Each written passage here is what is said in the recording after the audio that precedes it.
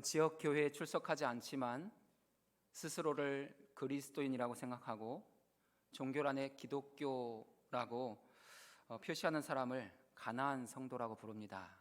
들어보셨죠? 좋은 의미의 가나안은 아닙니다. 교회 안 나가, 그 안 나가를 이제 뒤집어서 가나안, 그렇게 말하는 언어 유희인 거죠.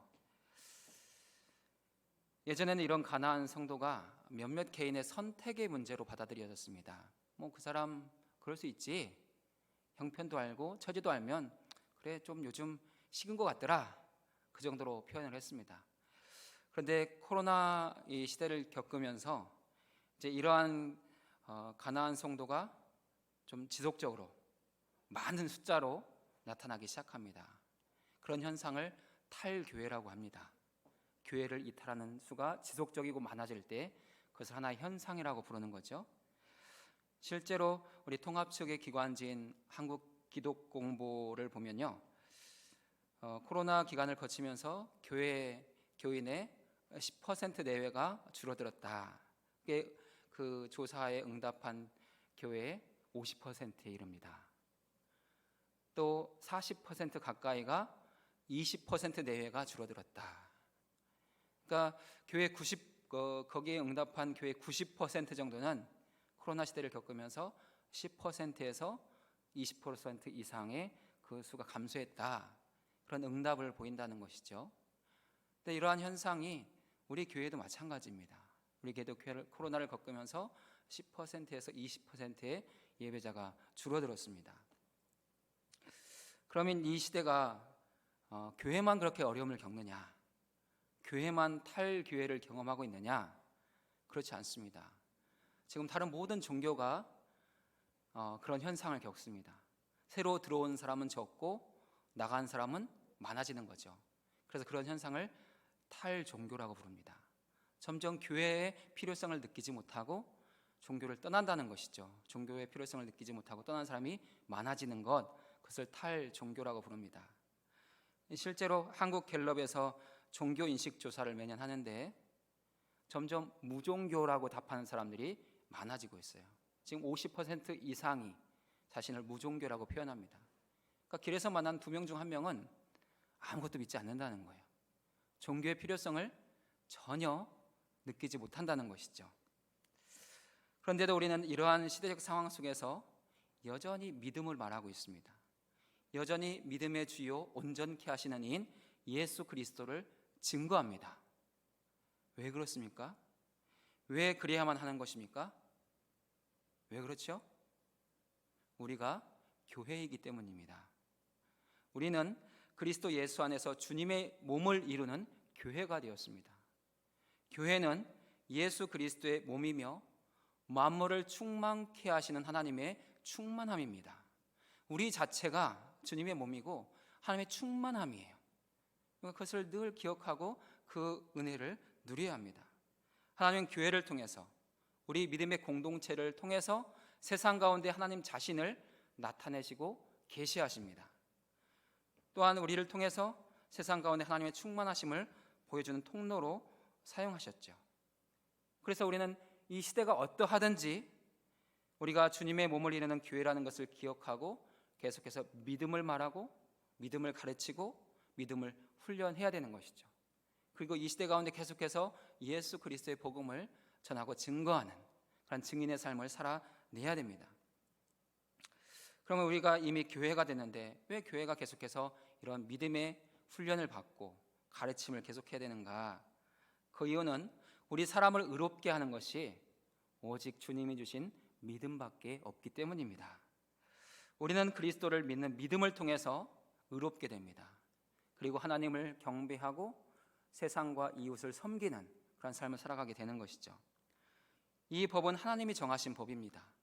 성경이 선포하고 있는 진리입니다. 그래서 이 말씀을 늘 나에게 주신 말씀으로 우리가 받아들이고 순종하면서 그런 믿음의 삶을 살아가야 되는 것이죠. 하나님이 우리에게 주신 믿음이 우리 안에서 어떻게 우리를 의롭게 하는가, 어떻게 우리 안에서 작용하는가 설명하는 구절이 16절인데요. 우리 16절을 다시 한번 같이 읽어보겠습니다. 사람이 의롭게 되는 것은 율법의 행위로 말미암음이 아니요 오직 예수 그리스도를 믿음으로 말미암는 줄 알므로 우리도 그리스도 예수를 믿나니 이는 우리가 율법의 행위로서가 아니고 그리스도를 믿음으로써 의롭다함을 얻으려 함이라. 아멘. 모든 사람은 예수 그리스도를 믿어 의롭다함을 얻습니다. 사람이 하나님 앞에서 의롭게 되는 것은 믿음밖에 없습니다. 사람이 하나님 앞에서 의롭다함을 얻지 못하면 여전히 죄인의 신분에 머물러 있는 것이죠. 죄인은 이 세상에서 아무리 멋지고 화려한 인생을 산다고 할지라도 마지막 하나님의 심판대 앞에서 그 심판을 피할 수가 없습니다. 그래서 바울은 사람이 예수 그리스도를 믿음으로 의롭게 되는 이신칭의의 진리를 설명하면서 우리의 의로움은 우리의 수고나 우리의 노력으로 얻는 것이 아니다. 하나님께서 그리스도를 믿는 우리를 의롭게 인정해 주시고 의롭다고 선언해 주셔야 되는 것이다. 그렇게 말하고 있습니다. 그래서 16절에 보면은 의롭게 되는 것, 의롭다함을 얻으며 의롭다함을 얻을, 이 의롭다와 관련된 동사를 3번이나 사용하는데 모두 수동태로 사용됩니다. 우리를 향해서 적용될 때 하나님께서 그렇게 너 의롭다라고 말해 주셔야 된다는 거죠. 너는 이제 의로워졌어 라고 선포해 주셔야 된다는 것입니다. 아, 내가 윤리적으로 도덕적으로 선하게 살았으니까 난 의로운 사람이야, 나는 법 없이도 살 수 있어, 그렇게 해서 되는 게 아니라는 것입니다. 예수 그리스도를 믿음으로 하나님이 그런 우리를 보시고 너는 이제 의롭다라고 선언해 주셔야 된다는 것이죠. 그런데 문제는 우리가 그리스도 안에 있으면서 그리스도를 믿음으로써가 아니라 자꾸 율법의 행위를 통해서, 행함을 통해서 의롭다함을 얻으려는 욕구를 계속해서 포기하지 못한다는 것입니다. 우리의 신앙생활에서 이 믿음과 행함은 늘 긴장관계를 갖습니다. 잘 한번 생각해 보시고 대답하셔야 됩니다. 자, 행함, 율법의 행위와 믿음, 이 둘 중에 어느 것이 더 쉽습니까? 행함과 믿음 중 어느 것이 더 쉬운 거지요? 행함은, 율법의 행위는 우리의 몸, 손과 발을 통해서 어떤 일이나 수고를 해야 되는 행동입니다. 그게 행함이에요. 믿음은 우리 몸을 통해서는 일하진 않고 마음을 통해서 받아들이고 수용하고 거기에 반응하는 영적인 응답입니다. 행함이 쉽습니까? 믿음이 쉽습니까? 믿음이 쉽다고요? 행함이 쉽습니까? 이쪽에서는 믿음도 말씀하시고 이쪽에서는 행함 뭐 그러시는데 어느 게 쉬울까요? 잘 모르시겠죠? 네. 사실 어느 것이 쉽냐 결정하기 어렵지만 율법의 행위가 더 쉽습니다. 행함이 쉽습니다. 무슨 소리냐? 몸으로 아무것도 안 하고 나 믿어요. 그게 쉽지. 뭐 몸으로 가서 애쓰고 수고하는 게 뭐 쉽냐? 그럴 수가 있는데요. 사실 사람의 마음이 그렇습니다. 사람은 내 몸을 통해서 뭔가 하고 또 그 행위의 결과가 있으면 안심합니다. 내가 한 게 이만큼 있네. 눈에 보이잖아요. 결과가 있잖아요. 그럼 안심이 돼요. 근데 믿음은 그게 눈으로 보이지가 않아요. 눈으로 판명하기 어렵습니다. 그래서 늘 우리는 보이는 대로 판단하잖아요. 그래서 그것이 나도 습관이 됐기 때문에 마치 하나님도 그럴 거야 라고 생각하는 경향이 있는 거죠. 그래서 내가 늘 믿음으로 구원 얻습니다 라는 말을 하고 그 믿음의 진리를 붙들지만 또 뭔가 행함이 없으면 여전히 뭔가 불안한 거죠. 믿음도 있지만 행함도 있으면 더 좋겠다 라는 그런 생각을 하게 된다는 것입니다. 그래서 사람들은 믿음의 길에 들어서 있지만 여전히 율법의 행위, 행함을 더 의지하고 신뢰하는 것이죠. 그 결과 예수 그리스도 안에 있고 예수 그리스도를 믿으면서도 여전히 구원의 확신이 약하고 이 세상과 오는 세상에서 주시는 그 영생에 대해서 소망이 흔들립니다. 구원의 확신이 있으십니까? 있긴 있는데요. 내가 뭔가 주님께 보여드릴 만한 게 없습니다. 어떡하죠? 내가 뭔가 좀 더 한 후에 나중에 물어보시면 안 될까요? 라고 말하는 분들이 있어요. 왜 그렇습니까? 내가 믿지만, 내가 예수 믿으면 구원 얻는다는 거 믿지만 뭔가 행함이 좀 더 있으면 좋겠다. 그 마음이 있다는 거예요. 우리에게는 이 행함이 더 붙잡기 쉽고 보이기 쉽기 때문에 자꾸 행함으로 가려는 경향이 있다는 것입니다. 우리는 주님이 주신 믿음을 통해서 믿음을 더 날카롭게 하는 것입니다. 그 믿음으로 주님의 반석에 굳게 서는 것이죠. 내가 믿으면서 내 행함을 통해서 내 부족한 믿음을 보충하려고 하는 건 그것은 사실 어리석은 태도입니다. 그렇게 되지도 않습니다. 우리가 만약 믿음 안에 있으면서 내 행함을 통해서 내 뭔가의 부족함을 채우려고 애쓴다면 하나님은 그런 우리를 보시면서 안타까워하신다는 것이죠. 사람이 의롭게 되는 것은 율법의 행위를 통해서 되는 것이 아니라 믿음을 통해서 되는 것인데 자꾸 율법의 행함에 붙들려 있으면 그런 우리를 보시고 주님이 안타까워서 하시는 말씀이 있어요. 그것이 21절인데요. 우리 21절 가서 같이 읽어보겠습니다. 내가 하나님의 은혜를 패하지 아니하노니 만일 의롭게 되는 것이 율법으로 말미암으면 그리스도께서 헛되이 죽으셨느니라. 아멘. 하나님이 우리에게 올바른 믿음의 대상을 주셨습니다. 누구이십니까? 예수 그리스도입니다. 예수 그리스도는 올바른 믿음의 대상인 거죠. 우리는 그 예수님을 믿고 신뢰합니다.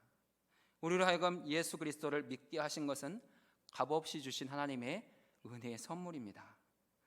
우리는 예수 그리스도를 구원의 주님으로 믿고 영접해서 하나님의 자녀로 살아갑니다. 이것이 은혜입니다. 그리스도인 중에 이 은혜를 받지 않은 사람은 아무도 없는 거죠. 그래서 에베소서 2장 8절은 우리의 믿음에 대해서 이렇게 말씀하고 있습니다. 같이 읽어보겠습니다. 너희는 그 은혜에 의하여 믿음으로 말미암아 구원을 받았으니 이것은 너희에게서 난 것이 아니요 하나님의 선물이라. 아멘. 우리가 구원받은 것은 무엇으로 된 것이라고요? 하나님의 선물, 그 믿음으로 된 것이다 라고 선포하고 있어요. 믿음으로 구원을 얻고 믿음으로 하나님의 은혜를 누리며 살아가는 그리스도인 성도가 된 것이죠. 그래서 우리 중에 하나님의 은혜를 거절하거나 피할 수 있는 사람이 아무도 없다는 거예요. 오히려 받은 은혜를 더 귀하게 여기고 가치 있게 여기고 그 믿음 위에 굳게 서야 된다는 것이죠. 그런데도 우리는 여전히 율법의 행위를 의지하고 신뢰합니다. 뭔가 더 해야 될 것 같은, 뭔가 하지 않으면 불안한 마음이 있다. 그런 마음은 하나님의 은혜를 피하는 것이 되는 거죠. 그리스도의 십자가 사랑과 하나님의 베푸신 은혜를 헛되이 만드는 것이다 라고 말씀하고 있습니다.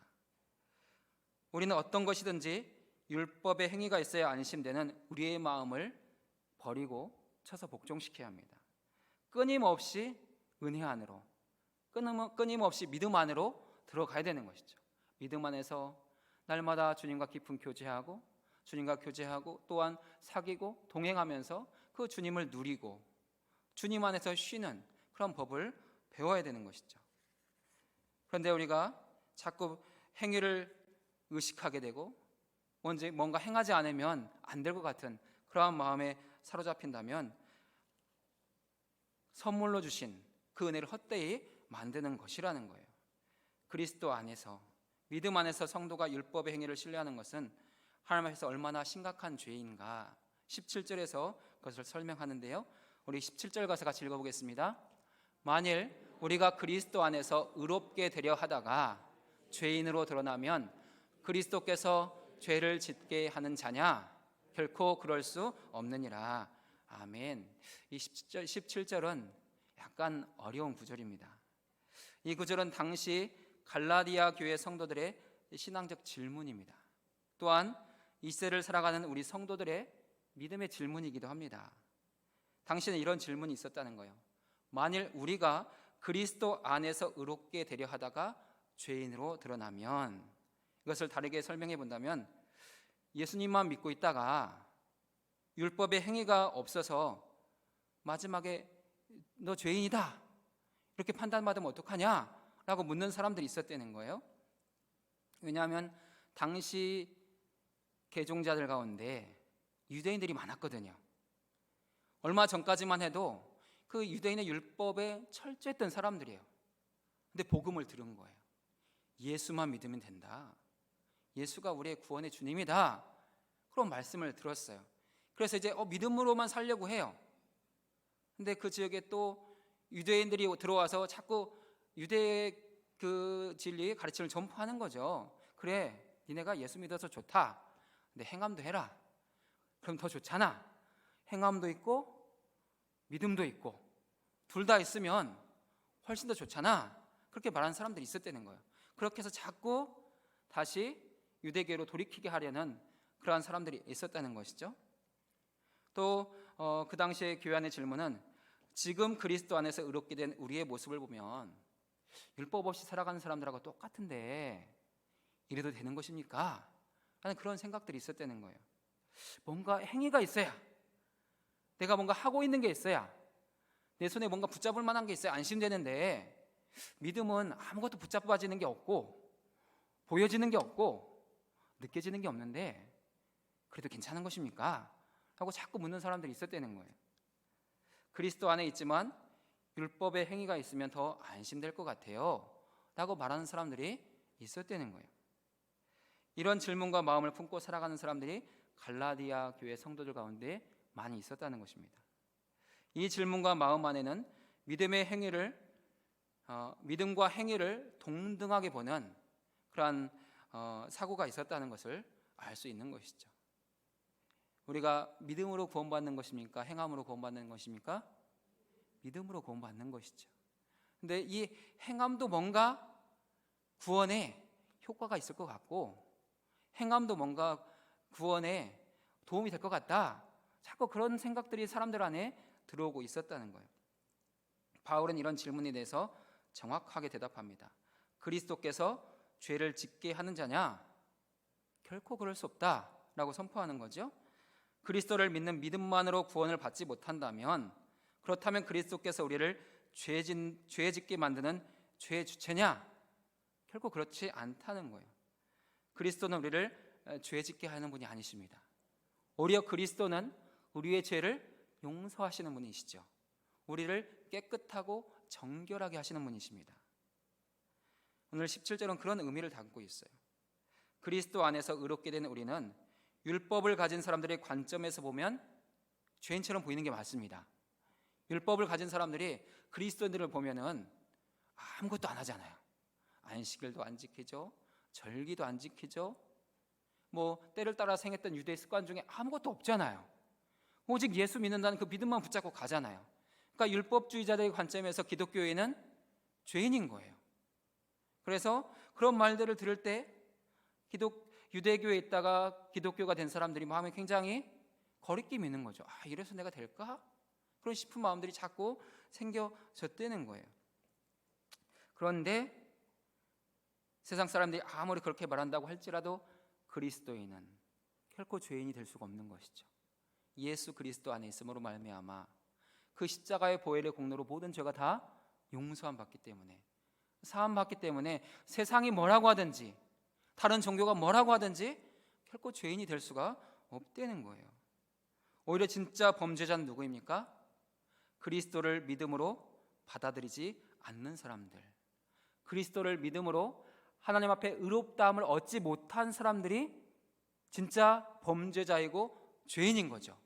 그리스도 밖에 있는 사람들, 그리스도 안에 율법의 자유로부터 그 은혜를 누리다가 다시 돌이키려는 사람들, 이미 돌아간 사람들이 범죄자이고 죄인인 거지, 그리스도 안에서 믿음에 굳게 서 있는 사람들은 결코 죄인이 될 수 없다라고 지금 바울이 선언한 거예요. 이 원리를 좀 더 정확하게 설명하는 구절이 18절인데요. 우리 18절 같이 읽어보겠습니다. 만일 내가 헐었던 것을 다시 세우면 내가 나를 법법한 자로 만드는 것이라. 아멘. 내가 헐었던 것을 다시 세운다. 그것은 내가 버려버린 율법의 행위로 다시 돌아간다는 거예요. 내가 예수 믿어서 좋았는데 아무것도 안 하니까 너무 허전하고 서운하다. 그래서 다시 율법으로 가야 되겠다. 그래서 가는 것, 그의 헐었던 것을 다시 세우는 거예요. 그렇게 된다면 내가 나를 범법한 자로 만드는다는 거예요. 하나님은 이미 용서하셨고 우리를 깨끗하게 하셨는데 내가 돌아가는 거잖아요. 주님이 가라고 한 것도 아닌데 내가 돌아갔기 때문에 내가 나를 범법한 자로 만든다는 거예요. 예수님은 십자가에서 하나님과 우리 사이 원수된 것, 곧 중간에 막힌 담을 허셨습니다. 에베소서 2장을 보면은 주님이 헐어버린 담을 뭐라고 표현하느냐? 법조문으로 된 계명의 율법이다, 이렇게 설명하고 있어요. 주님은 율법의 그 담을 헐어버리셨어요. 율법을 안 지켜도 예수 믿으면, 예수가 나의 구주 되심을 믿으면, 주님의 십자가가 내 죄사함을 다 씻었다는 것을 믿으면 구원 얻는다, 그렇게 주님 우리 가운데 복음을 주셨다는 거예요. 그런데 우리가 다시 율법의 행위에 집착하고 율법의 행위에 참여하기 시작하면 주님이 헐어버리신 것을 다시 세우게 된다는 거죠. 그러니 율법의 행위는 결국 내가 나를 스스로를 범법한 자로 만드는 것이다, 이렇게 말씀하고 있습니다. 우리가 율법을 다시 세우려고 하면 율법의 입장에서는 너를 의롭다 하겠죠. 율법의 입장에서는 율법을 행한 사람들이 의롭잖아요. 하지만 복음에서 보면 어떻습니까? 다시 범법한 자가 되는 거예요. 분명히 하나님 말씀하시잖아요. 너희가 율법으로 의롭게 됐다면, 그것이 가능했다면 내가 그리스도를 안 보냈을 것이다 라고 주님이 선포하시잖아요. 근데 주님이 왜 그리스도를 보내셨습니까? 율법으로 그것을 다 이루지 못하기 때문에. 율법을 100% 지키면 괜찮아요. 근데 100%를 지키지 못하거든요. 그래서 예수 그리스도를 주셨는데, 그 예수 그리스도를 믿다가 다시 율법으로 돌아간다면 다시 우리가 범법한 자가 된다는 거예요. 우리는 예수 그리스도를 믿음으로 모든 율법의 행위에 대해서 죽었고 하나님에 대해서 살아있는 자가 되었습니다. 그 하나님에 대해 살아있는 우리의 정체성에 대해서 19절이 말하는데요, 우리 19절 가서 읽어보겠습니다. 내가 율법으로 말미암아 율법에 대하여 죽었나니 이는 하나님에 대하여 살려 함이라. 아멘. 바울은 자신과 율법의 관계, 자신과 하나님과의 관계를 설명하면서 우리와 율법, 우리와 하나님 사이의 관계를 명확하게 깨닫게 하고 있습니다. 우리는 그리스도를 믿음으로 말미암아 율법에 대하여 죽습니다. 우리는 더 이상 율법을 행함으로 의롭다함을 받지 않아도 괜찮습니다. 우리는 이미 그리스도를 믿음으로 의롭다함을 얻은 사람들입니다. 죄 없이 함을 받았다는 거예요. 우리는 그리스도를 믿음으로 의롭다함을 얻게 되어서 이제는 하나님에 대하여 살아있는 자가 되었습니다. 우리는 언제든지 그리스도의 피를 힘입어 담대히 성소에 들어갑니다. 성소에 들어가서 하나님의 얼굴을 대할 수 있고 하나님과 만날 수 있고 하나님과 깊고 친밀한 교제와 사귐을 나눌 수 있습니다. 바울은 그리스도를 믿음으로 새롭게 열린 하나님과의 관계, 하나님과의 교제, 하나님과의 사귐을 하나님에 대하여 살아있는 인생이다, 이렇게 표현하는 거죠. 우리 모두는 하나님에 대하여 살아있는 사람들입니다. 예수 그리스도의 그 생명이 우리 안에 충만하기 때문인 거죠.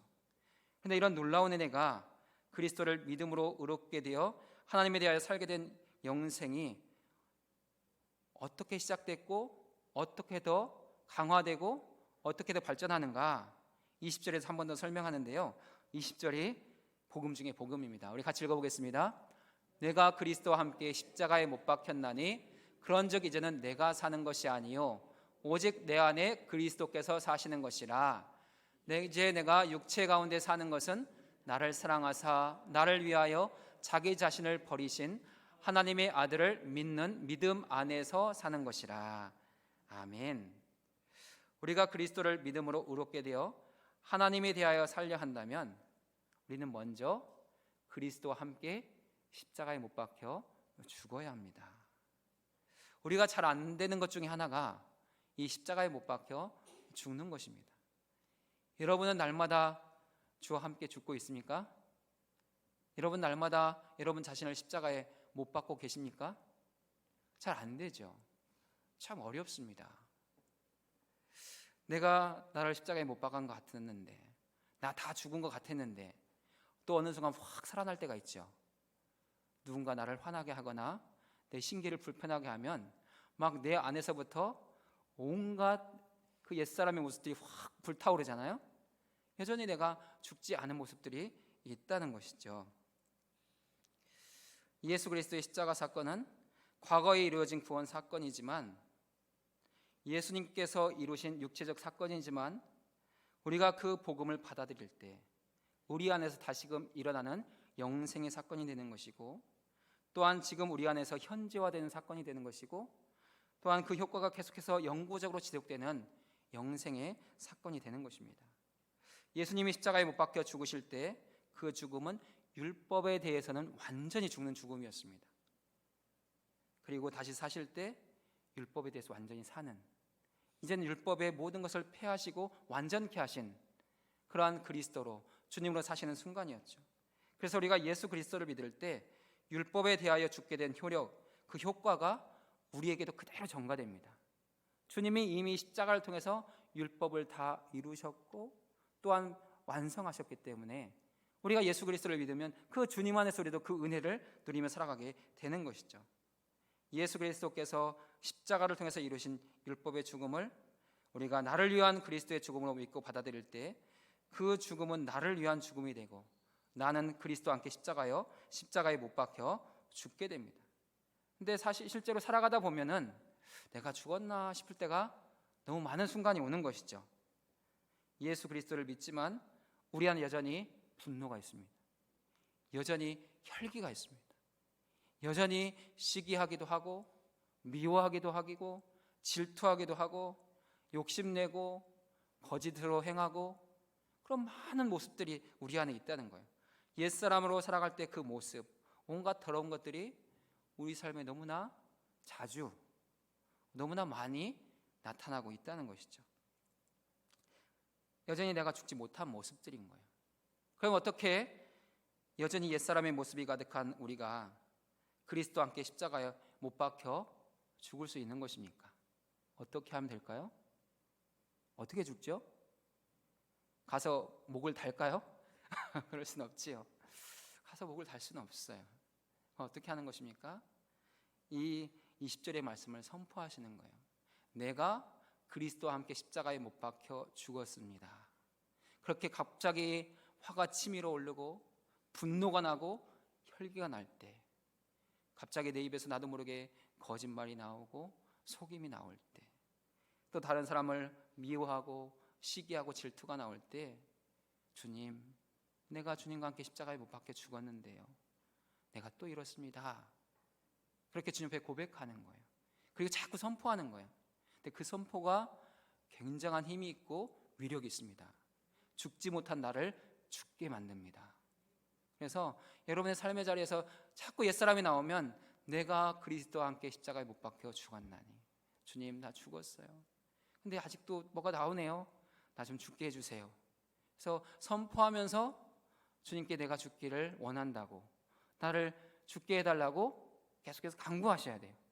그러면 그 말의 선포대로, 그 기도대로 내가 죽는 것을 경험하게 되실 거예요. 그래서 정말 예전 같으면 버럭 소리를 내고 소리를 지르고 또 손이 먼저 나가고 거친 말을 쏟아냈을 텐데, 내가 죽으면 어떻게 될까요? 미소가 나오고 이해가 되고 용서가 되고 온유함과 겸손함으로 반응할 수 있게 됩니다. 그 자리까지 여러분 나가셔야 돼요. 막 화가 나, 화를 어떻게 그럴 수 있냐, 그런 게 아니에요. 그 사람 그럴 수 있죠. 근데 그 사람의 그러함에 대해서 내가 화나 분노나 그것으로 반응해서는 안 된다는 것이죠. 뭘로 반응해야 돼요? 주님의 마음, 온유함과 겸손함으로 반응할 수 있어야 돼요. 오히려 그런 사람들을 보면서, 주님, 저 영혼을 불쌍히 여겨주시기 원합니다 라고 그 영혼을 위해서 자비와 긍휼의 마음으로 기도할 수 있어야 되는 것이죠. 그것이 내가 진정으로 그리스도 안에서 그리스도와 함께 십자가에 못 박혀 죽은 삶의 모습이라는 거예요. 그게 내 안에 없다면 우리는 계속해서 내가 죽기를 선포해야 되는 것이고 주님께 간구하셔야 되는 거예요. 그러면 어느 순간 내가 죽는 것을 볼 수 있습니다. 저도 예전엔 굉장히 혈기가 많이 나왔고요. 다혈질이었어요. 저희 아들 보면은 전 새끼란 단어를 좋아하는데 잘 썼습니다. 이거 하면서. 근데 요즘엔 그렇게 그런 말 하지 않습니다. 그냥 아직도 어리다. 그냥 그 마음으로 봐주고 이해해주면 돼요. 그냥 다 이해해줄 수 있고 용서해줄 수 있고 받아줄 수 있는 거죠. 그러니까 자녀만 그렇겠습니까? 곁에 있는 성도도 마찬가지 아니겠습니까? 그 성도가 나를 열받게 하고 깐죽거려요. 그럼 어떻게 되죠? 한번 이거 손 좀 봐야 되는데 예, 그게 제일 쉽죠? 근데 그것은 여전히 내가 죽지 않은 거라는 거예요. 어떻게 해야 돼요? 그 성도를 가지고 주님 앞에 나가야 되는 거죠. 하나님, 저 성도를 긍휼히 여길 마음을 주시고 불쌍히 여길 마음을 주세요. 내가 저런 성도 보면 아직도 치밀어 오르네요. 내가 아직도 안 죽었나 봐요. 나 죽겠습니다. 그렇게 주님 앞에 나가야 되는 거죠.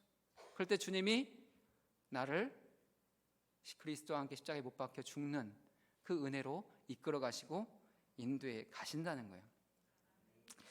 하지만 우리는 그리스도 안에서 함께 주님과 죽는 것으로만 충분하지 않아요. 나의 자아, 내 옛사람이 죽는 것으로만 충분하지 않죠. 말씀은 계속해서 이어집니다. 그런즉 이제는 내가 사는 것이 아니요 오직 내 안에 그리스도께서 사시는 것이라. 내가 죽고 내 안에 그리스도께서 사셔야 된다는 거예요. 주님이 내 안에 사시면서 나를 다스리시고 나를 통치하셔야 되는 것이죠. 주님의 다스림과 통치 안에 들어가는 것, 그게 하나님의 나라입니다. 그 나라 안에 들어가야 의와 평강과 희락이 이루어지는 거예요. 그 안에 들어가지 않으면서 난 믿는 자인데 왜 내 인생이 이러나, 결코 의와 평강과 희락을 맛볼 수가 없습니다. 그리스도 안에서 내가 정말 십자가에서 죽고 내 안에 그리스도가 사실 때, 내 마음의 보좌에 주님이 좌정하셔서 다스리시고 내 영혼의 지성소에서 주님이 통치하실 때, 그때 우리는 비로소 하나님의 나라를 살 수 있게 됩니다. 주님이 나를 이끌어 가시거든요. 그 주님이 나의 모든 것들을 주장하시고 나를 더 깊은 은혜로 인도해 가시거든요. 그리고 그 주님의 보좌로부터, 영혼의 지성소로부터 은혜의 생수가, 성령의 생수가 흘러나오게 되어 있습니다. 그럴 때 우리가 완전히 치유가 되고 회복되고 새로워지고 또 나를 통해서 그 은혜가 계속해서 흘러가게 되는 거예요. 주님은 우리가 그런 삶의 자리로 나아가라고 말씀하시는 것이죠. 이 모든 은혜는 결국 믿음으로 시작되고 믿음으로 진행되고 믿음으로 완성됩니다. 근데 이 믿음은 우리가 가지고 있는 흔들리기 쉬운 믿음이 아니에요. 사실 내 믿음을 생각해 보세요. 너무나 흔들리지 않습니까? 너무나 막 롤러코스터를 타잖아요. 어떤 때는 좀 믿음이 있는 것 같고 좋은 것 같은데 어떤 때 보면 막 저 밑바닥에 있고 너무너무 막 속상할 때가 있잖아요. 그것은 내 자신을 내 믿음의 주체로 생각하기 때문이에요. 근데 사실 믿음의 주체도 주님이세요. 하나님의 선물로 믿음을 주신 분도 주님이시잖아요. 그래서 20절 마지막 문단을 보면 이렇게 되어 있어요. 하나님의 아들을 믿는 믿음 안에서 사는 것이라. 이게 우리말 성경으로 보면은 내가 하나님의 아들을 믿고 내가 그 믿음 안에서 사는 거야 라고 이렇게 이해할 수가 있잖아요. 근데 헬라어 성경이나 원어 성경을 보면은 나는 하나님의 아들의 믿음에 의해서 삽니다. 나는 하나님의 아들 안에 있는 믿음으로 삽니다. 이렇게 돼 있어요. 그러니까 내가 막 믿으려고 애쓰고 내가 난 믿어 라고 내 믿음 꽉 붙잡고 있는 게 아니라는 거예요. 주님의 하나님의 아들 예수 그리스도 안에 있는 그 믿음으로 산다는 거예요. 주님이 우리가 그 믿음을 주시는 것이고 또 그 믿음으로 주님이 우리를 그렇게 믿어주신다는 거예요. 내가 주님을 믿는 것보다 주님이 나를 믿어주시는 게 더 큽니다. 내가 아무리 막 내 믿음을 키워보려고 애써도 주님이 원하시는 믿음의 장성한 분량을 이룰 수가 없어요. 주님이 나를 그렇게 믿어주시는 거죠. 그냥 우리에게 열이 필요하면 주님이 우리를 열로 봐주시는 거예요. 우리의 수고로움으로는 1과 2도 하지 못해요. 근데 주님이 너 다 됐다 라고 그냥 믿어주시면 된다는 거죠. 그게 믿음의 진수입니다. 내가 애쓰려고 하지 않아도 된다는 거예요. 주님이 그렇게 우리를 인정해 주신다는 거예요. 우리는 주님이 주시는 믿음을 받아들이고 순종하고 수용하기만 하면 돼요. 그러면 주님이 우리를 통해서 주님의 일들을 행하실 것입니다. 오늘 우리가 살아가는 시대가 탈교회 시대이고 탈종교 시대라고 할지라도 우리는 주님의 몸된 교회로서 날마다 믿음을 배워야 되고 또 믿음을 훈련해야 되고 믿음을 가르쳐야 합니다. 우리는 주님의 몸된 교회로서 날마다 그리스도와 함께 십자가에 못 박혀 죽어야 되고 우리 안에 그리스도이신 주님이 살도록 해야 합니다. 그리고 주님이 주신 믿음 안에서 하나님에 대하여 살아있는 자로 살아가야 합니다. 우리 여전히 부족하겠죠. 여전히 흔들릴 것입니다. 그런데 우리 안에 계신 주님이 그런 우리의 믿음을 붙들어 주십니다. 내 믿음으로 주님이 인정하는 것이 아니라 주님이 우리를 믿어주신다는 거예요. 그 믿음이 더 크다는 것을 기억하십시오. 그리고 뭔가 내 행위로 주님을 만족시켜 보겠다, 그 마음은 버리시기 바랍니다. 여러분이 아무리 수고하고 아무리 애써도 주님이 원하시는 거 채울 수 없습니다. 우리가 할 일은 주님 안에서, 주님이 주신 믿음 안에서 주님을 누리는 것입니다. 주님과 만나는 것이고 주님과 교제하는 것이고 주님과 동행하는 것입니다. 그럼 주님이 우리를 옳다 인정해 주시고 참 너 믿을만 하다, 네 믿음 괜찮네 라고 평가해 주신다는 것이죠. 이런 믿음의 진리, 복음의 진리를 아시고 더 깊은 은혜로 나갈 수 있는 우리 대치동교회 성도들 되시기를 주의 이름으로 축원드립니다. 이제는 우리 주님 예수 그리스도의 은혜와 하나님 아버지의 극진하신 사랑하심과 성령의 교통하심이 날마다 예수 그리스도와 함께 십자가에 못 박혀 죽고 내 안에 사는 분이 주님이심을 확인하며 날마다 믿음 안에서 주님과 친밀한 교제와 사귐을 누리고 주님을 누리고 그 은혜를 세상 가운데 널리 널리 전하고 증거하기를 소원하는 우리 사랑하는 대치동교회 모든 성도들과 주신 가정과 자녀들 위해 계속해서 진행되는 여름 사역 가운데 또 아버지 악한 질병과 싸우며 승리하기를 간절히 구하는 우리 성도들의 모든 병상 가운데 이제부터 영원토록 함께 하시기를 간절히 축원하옵나이다. 아멘.